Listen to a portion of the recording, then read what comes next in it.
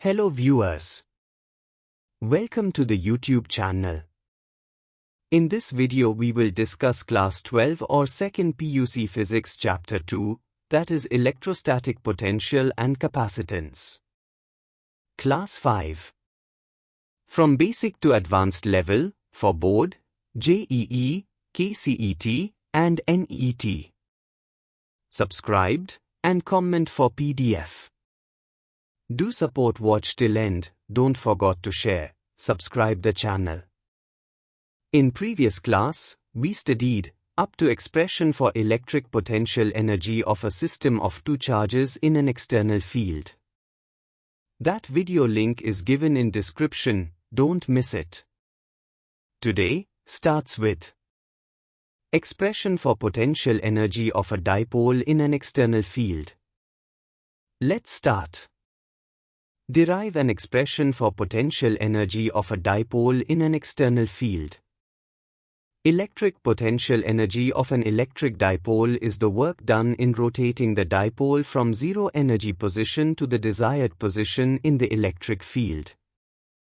Torque acting on the electric dipole placed in an external electric field is given by τ is equal to Pe sin theta. Mark as equation 1. Where P is electric dipole moment, E is electric intensity, theta is angle between P and E. Small work done in rotating the dipole through an angle d theta without acceleration is given by dW is equal to τ d theta. Mark as equation number 2. Substitute equation 1 and 2, we get dW is equal to Pe sin theta d theta. Work done in rotating the dipole from theta 1 to theta 2. W is equal to integration theta 1 to theta 2 dW. Mark as equation 3. Now substitute equation 2 in 3, we get W is equal to integration theta 1 to theta 2 Pe sin theta d theta. Take Pe outside, then W is equal to Pe, integration, theta 1 to theta 2, sin theta d theta. Here, integration of sin theta is equal to minus cos theta. Therefore, W is equal to Pe, into bracket, minus cos theta, from theta 1 to theta 2. Always take the above one first, that is theta 2. Therefore, W is equal to Pe, into bracket, minus, into bracket, cos theta 2, minus cos theta 1. Therefore, W is equal to Pe, into bracket, cos theta 1, minus cos theta 2. The work done is stored in the dipole as potential energy. That is, U is equal to Pe, into bracket, cos theta 1, minus cos theta 2.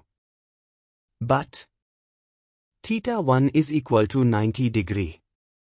And theta 2 is equal to theta. Substitute in above equation. U is equal to Pe, into bracket, cos 90 degree, minus cos theta. Where cos 90 degree is equal to 0. Therefore, U is equal to Pe, into bracket 0, minus cos theta. Therefore, the final equation is U is equal to minus Pe cos theta. Note 1. We have U is equal to minus Pe cos theta. That is, U is equal to minus vector P into vector E. 2.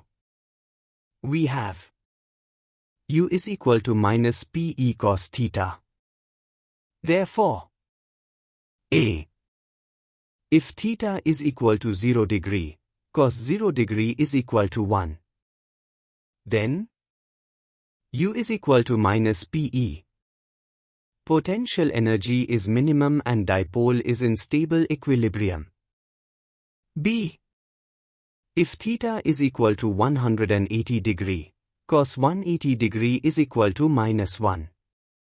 Then U is equal to PE.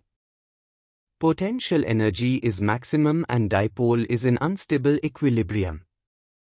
C. Theta is equal to 90 degree, cos 90 degree is equal to 0. Then U is equal to 0. Potential energy is minimum. Next, we discuss about some behavior of conductor in electrostatics field.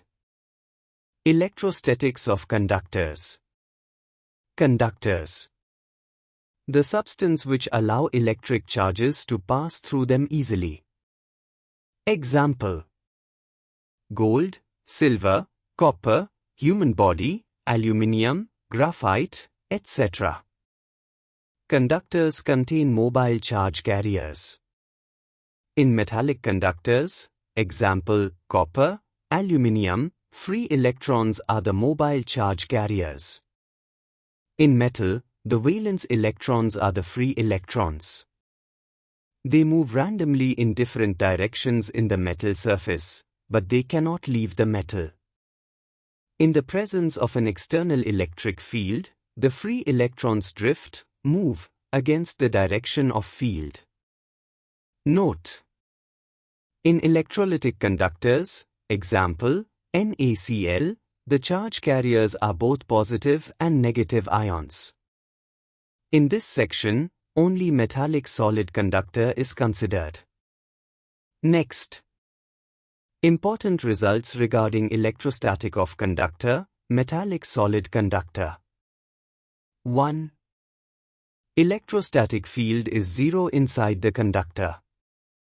When a conductor is placed in the external electric field, E external, the charge are induced on it due to induced charge on the conductor, electric field, E induced, is induced inside the conductor. E external and E induced are equal in magnitude but opposite in direction. The net electric field E is equal to E external plus E induced is equal to 0. 2. At the surface of charged conductor, electric field must be normal to the surface at every point. 3. In a charged conductor, excess charges reside only on the surface in static situation.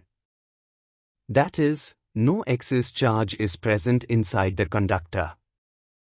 4. Electrostatic potential is constant throughout the volume of the conductor, that is, inside the conductor, and is equal to the value at its surface. 5. Electric field at the surface of a charged conductor is E is equal to sigma by epsilon naught into n cap. 6. Any cavity in the conductor remains shielded from outside electric influence. This effect is known as electrostatic shielding. Next is electrostatic shielding. Let's look definition and explanation. The electric field inside the cavity of a conductor is always zero. That is, the cavity of conductor remains shielded from outside electric field. This is called electrostatic shielding. Here, electric field inside the cavity of a conductor is always zero. To protect sensitive instruments from external field, they are enclosed in hollow conductors. Such hollow conductors are called Faraday cages. They need not be earthed. Whatever is the charge and field outside the cage, the instrument enclosed in the cage is protected from the external field. This is because of the charges resides or induced only on the outer surface of the cage. If the cage are earthed, the induced charges flow to the earth and the field beyond the region disappears. Next, applications of electrostatic shielding. 1. This effect can be made use of in protecting sensitive instruments from outside electrical influence. 2. Electrostatic shielding used to design TV cables, etc. 3. The metallic body of the car or bus acts as electrostatic shielding from lightning. Next, we look some basics. Polar molecules. The molecules in which the centers of positive and negative charges are separated are called polar molecule. Example, H2O, HCl. In polar molecule, the permanent dipole moment is present even in the absence of external electric field. Nonpolar molecules. The molecules in which centers of positive and negative charges coincide are called nonpolar molecules. Example, oxygen, nitrogen, carbon dioxide. In nonpolar molecule, the dipole moment is zero in the absence of external electric field. Next, dielectrics. These are the insulators which transmit electric effects without conducting the charges. Or, dielectrics are non-conducting substances and they do not have mobile charge carriers. Example, paper, mica, ceramics, pure water, oxygen, etc. There are two types of dielectrics. 1. Non-polar dielectrics and 2. Polar dielectrics. 1. Non-polar dielectrics. The dielectrics which made up of polar molecules are called polar dielectrics. Example, water. 2. Nonpolar dielectrics. The dielectric which contains nonpolar molecules are called nonpolar dielectrics. Example, oxygen. Behavior of nonpolar dielectric in the absence of external electric field. Nonpolar dielectric contains a nonpolar molecules. The centers of positive and negative charges are coincided, therefore dipoles are not present. As a result, dipole moment is zero in the absence of external electric field. Behavior of nonpolar dielectric in the presence of external electric field. When an external electric field is applied to nonpolar dielectric, then dipoles are developed. As a result, net dipole moment is produced in the presence of external electric field. Behavior of polar dielectrics in the absence of external electric field. Polar dielectrics contain a polar molecule. The polar molecules have dipoles, but the dipoles are arranged randomly in the absence of an electric field. As a result, the net dipole moment is zero. Behavior of polar dielectric in the presence of external electric field. When an external field is applied to polar dielectrics, then dipoles are aligned in the direction of electric field. Therefore, the net dipole moment is produced. Next, polarization of dielectric. The dipole moment per unit volume is called polarization of dielectrics. That is, polarization is equal to dipole moment by volume.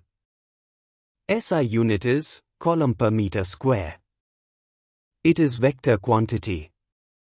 Next, dielectric strength.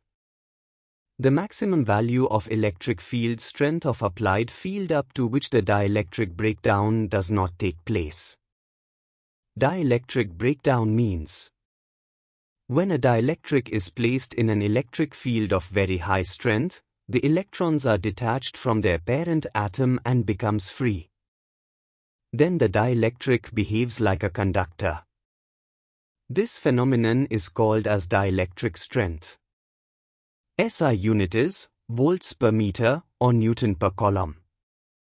This ends this class here. Let's continue with capacitors in the next video. So don't forget to share and subscribe the channel for more updates.